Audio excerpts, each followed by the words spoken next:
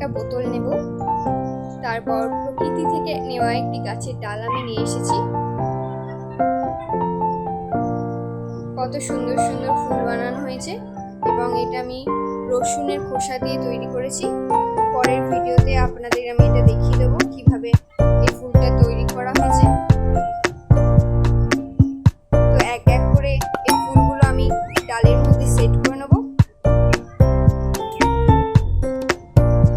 তারপর সেগুলোকে আমরা গ্লু দিয়ে চিটিয়ে নেব।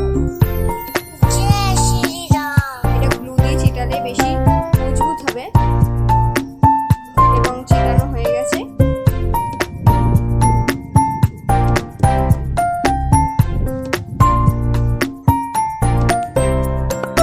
সেই বোতলটি রাখা হয়েছিল, সেই বোতলে আমি সেই ডালটি সেট করে নিতে পারবো। সেট করার পর হয়ে যাবে সুন্দর একটি ফুল।